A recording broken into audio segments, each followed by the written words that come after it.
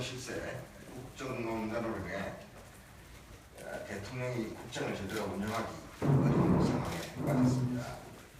우리 국민의 충격도 바로 이 지점에 있는 것 같습니다. 청와대는 기업으로 치면은 부실, 불법 경영으로 법정관리 상태에 들어간 기업입니다.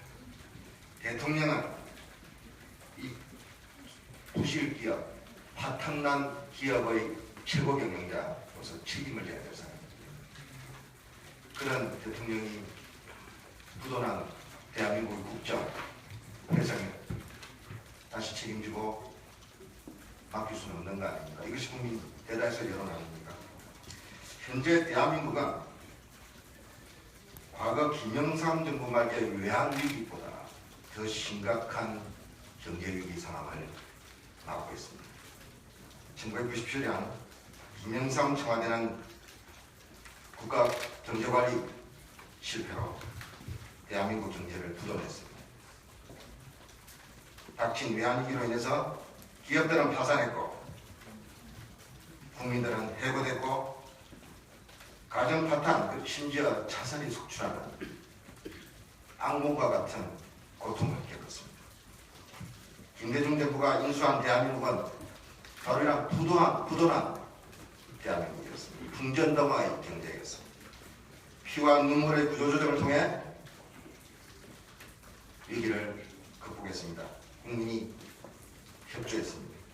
장롱석 금부치를 모아서 달러빚을 갚았습니다.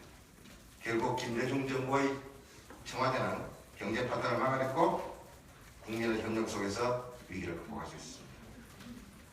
그래서 임기 말 안팎의 그런 도전에도 불구하고 국정을 안정적으로 마무리했고 월드컵을 승복시켰고 남북관계도 감히 대한민국을 도발하거나 도전할 수 없는 그런 상황으로 관리했습니다. 대선도 안정적으로 관리했습니다. 일체의 부정선거, 청와대 선거계에 논란이 없었습니다. 그런데 2010년, 16년, 지금 19년 뒤에 오늘의 대한민국을 한번 보십시다. 박근혜 정부, 박근혜 청와대는 국정을 부도위기로 몰았습니다. 이 정치적 외환위기 사태 책임은 박근혜 대통령에게 있습니다. 지금 소비, 생산, 투자 모든 면에서 우리 경제는 마이너스로 돌아섰습니다. 경기 하강은 더 심해질 것이라는 예입니다. 내년이면 이대로 가면 가계부채가 1,500조에 달할 그런 전망입니다. 이 한마디로 97년의 국가부도서 때보다 더 심각하고 더 파멸적일 수도 있는 국가 경제 위기를 눈앞에 두고 있는 것입니다. 더 심각한 문제는 이 위기 상태를 우리가 뻔히 보고 있으면서도 이 위기를 극복해낼 리더십을 지금 갖고 있지 않다는 데 있습니다. 국가의 중요 경제 정책을 책임지고 결정할 대통령이 지금 사실상 법정관리 상태고 그런 능력과 그런 국민의 지지를 받을 수 없는 상태입니다.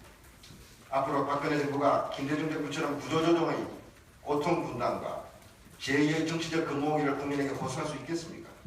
법정 관리 상태의 청와대가 어떻게 스스로 회생을 국민에게 약속할 수 있겠습니까? 그래서 지금의 정치적 외환위기 상황에 대처하고 앞으로 경제적 제2의 외환위기 사태를 막아내기 위해서도 대통령은 경제정책, 안보 정책의 중요한 국가 결정에서 손을 떼야 합니다. 그것만이 위기를 막는 길입니다. 지금부터 정부는 안보위기, 경제위기에 대한 대처와 관리를 위해서 비상관리 체제로 전환해야 합니다. 박근혜 게이트가 라는 암덩어리를 재간해 주어서는 대한민국 자체가 말기암 상태로 갈 것입니다. 임기 말은 물론 2, 3년 안에 대한민국 전체에 돌이킬 수 없는 심각한 상황을 가져오게 될 것입니다. 오늘의 위기는 이제 시작입니다. 최순실 구속으로 넘어갈 상황이 아닙니다. 대통령이 결심해야 됩니다. 대통령이 스스로 초래한 이 엄청난 국가 위기 사태에 책임을 지는 모습을 국민들에게 보여주셔야 됩니다. 더 이상 늦춰서는